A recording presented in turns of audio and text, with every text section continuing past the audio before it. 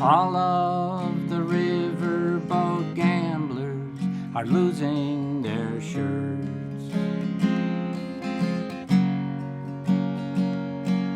and all of the brave Union soldier boys sleep in the dirt. But you know and I know there never was reason to hurt, when all of our lives were entwined to begin with here in Spoon River.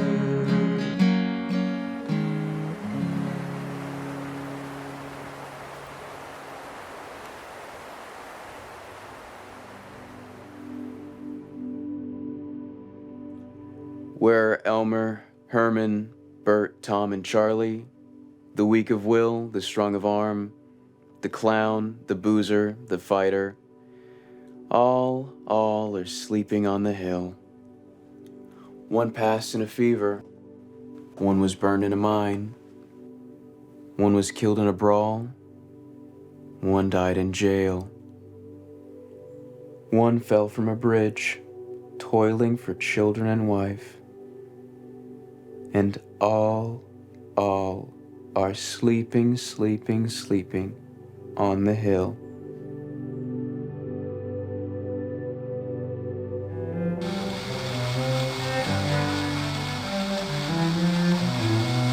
Be able to see every side of every question.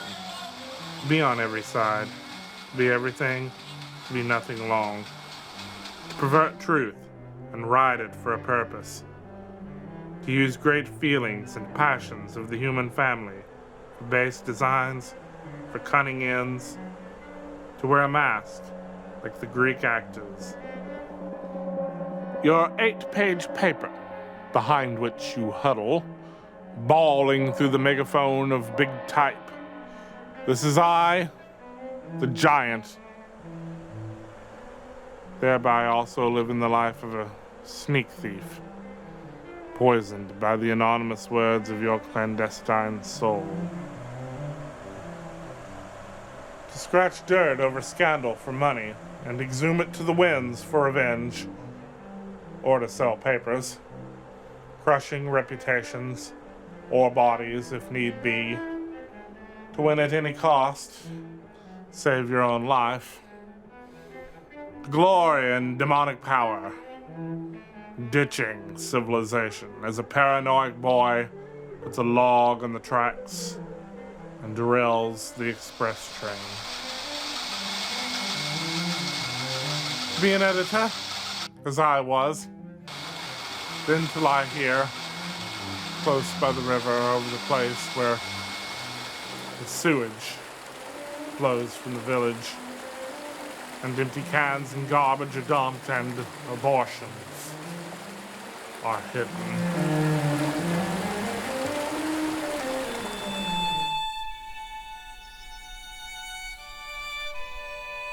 You would not believe, would you, that I came from good Welsh stock, that I was pure-blooded than the white trash here, and of more direct lineage than the New Englanders and Virginians of Spoon River. You would not believe that I had been to school and read some books. You saw me only as a run-down man, with matted hair and beard and ragged clothes. Sometimes a man's life turns into a cancer, from being bruised and continuously bruised, and swells into a purplish mass like growths on stalks of corn. And here was I, a carpenter, mired in a bog of life into which I walked, thinking it was a meadow with a slattern wife and poor Minerva, my daughter, whom you tormented and drove to death.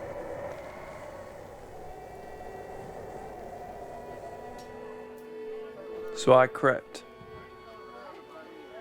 like a snail through the days of my life. No more. You hear my footsteps in the morning, resounding on the hollow sidewalk, going to the grocery store to get a little cornmeal and a nickel's worth of bacon.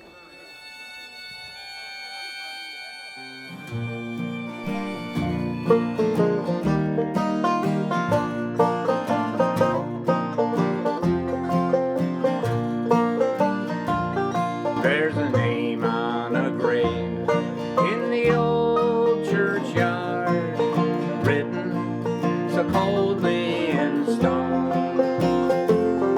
It's a name that still brings warmth to my heart, though heaven is calling a home.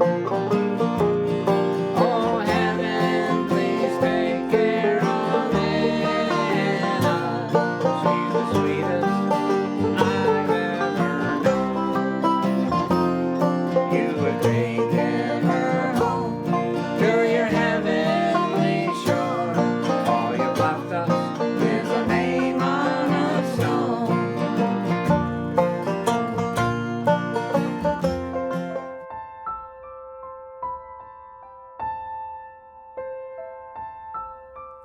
I am Minerva, the village poetess. Hooted at, jeered at by the yahoos of the street for my heavy body, cockeye, and rolling walk. And all the more when Butch Weldy captured me after a brutal hunt. He left me to my fate with Dr. Meyers, and I sank into death, growing numb from the feet up, like one stepping deeper and deeper into a stream of ice. Will someone go to the village newspaper and gather into a book the verses I wrote? I thirsted so for love. I hungered so for light.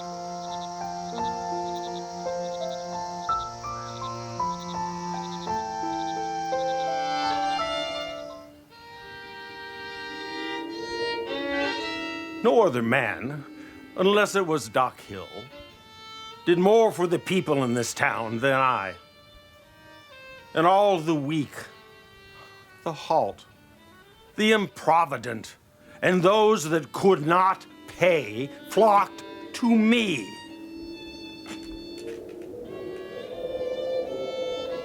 I was good-hearted, easy, Dr. Meyers. I was healthy, happy, in comfortable fortune, blessed with a congenial mate, my children raised, all wedded and doing well in the world. And then one night, Minerva, the poetess, came to me in her troubles, crying.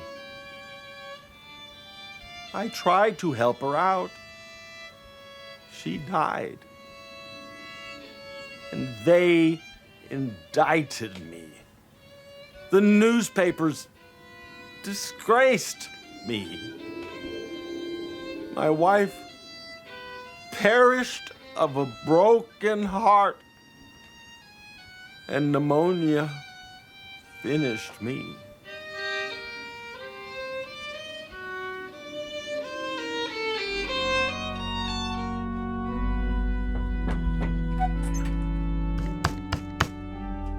He protested all his life long. The newspapers lied about him villainously, that he was not at fault for Minerva's fall, but only tried to help her. Poor soul, so sunk in sin, he could not see that even trying to help her, as he called it, he had broken the law, human and divine. Passers-by, an ancient admonition to you. If your ways would be ways of pleasantness, and all your pathways peace, love God and keep his commandments.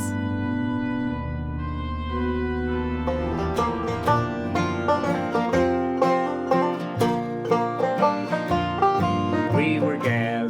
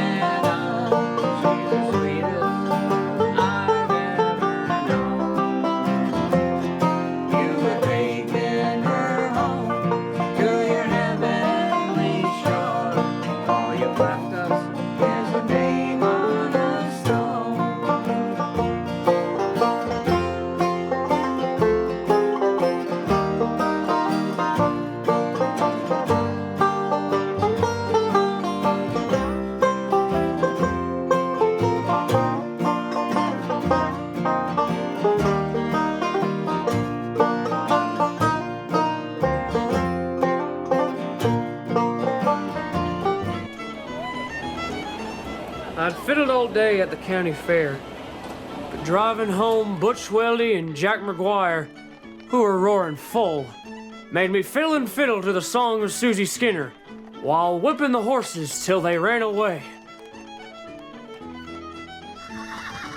Blind as I was, I tried to get out as the carriage fell in a ditch and was caught in the wheels and killed. There's a blind man here with a brow as big and white as a cloud. And all we fiddlers, from highest to lowest, writers of music and tellers of stories, sit at his feet and hear him sing of the fall of Troy.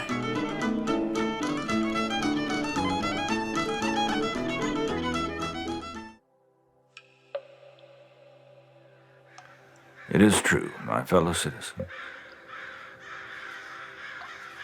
that my old docket, which lay for years on a shelf above my head and over the seat of justice, I say it is true.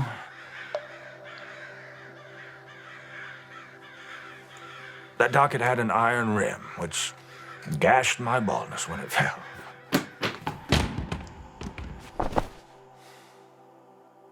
Somehow I think it was shaken loose by the heave of air all over town. When the gasoline tank blew up at the canning works and burned Butch Weldy.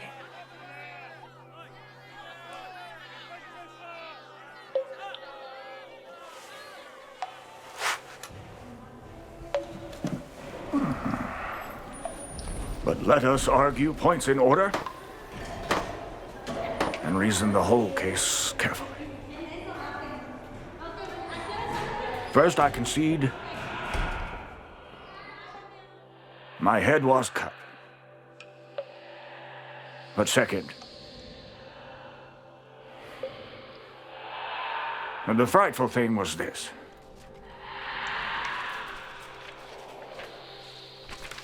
The leaves of the docket shot and showered around me like a deck of cards in the hands of a sleight of hand performer.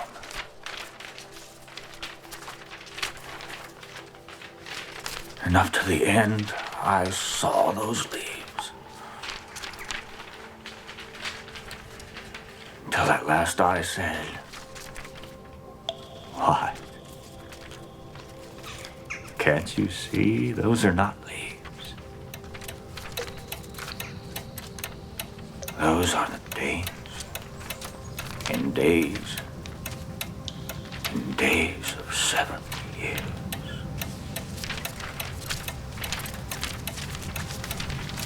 Why do you torture me with leaves and the little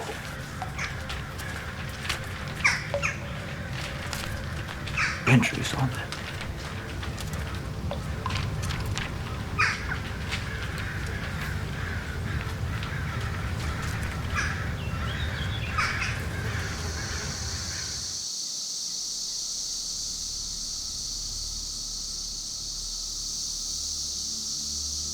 After I got religion and steadied down, they gave me a job in the canning works. And every morning, I had to fill the tank in the yard with gasoline that fed the blow fires in the sheds to heat the soldering irons. And I mounted a rickety ladder to do it, carrying buckets full of the stuff.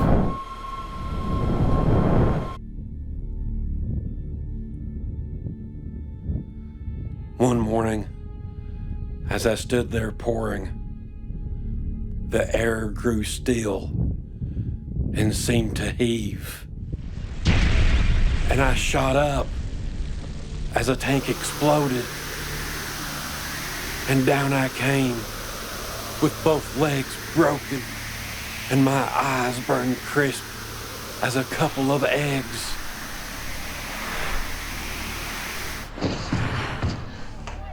For someone left a blow fire going and something sucked the flame in the tank.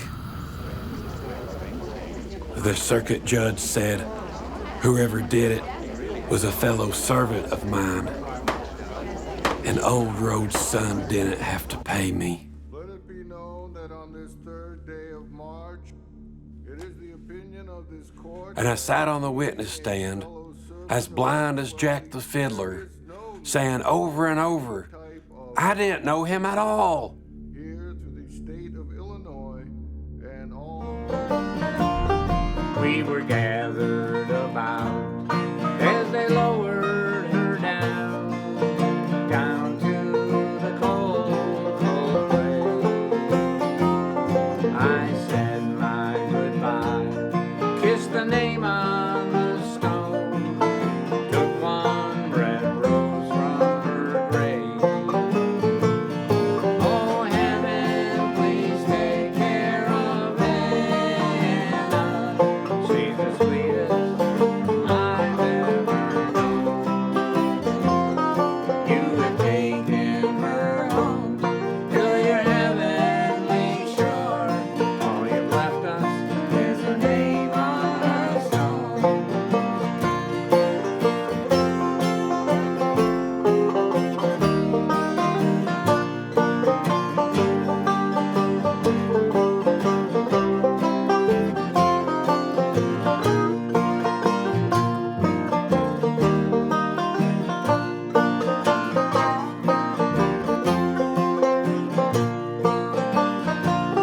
There's a nail on the wall in the old family home where Anna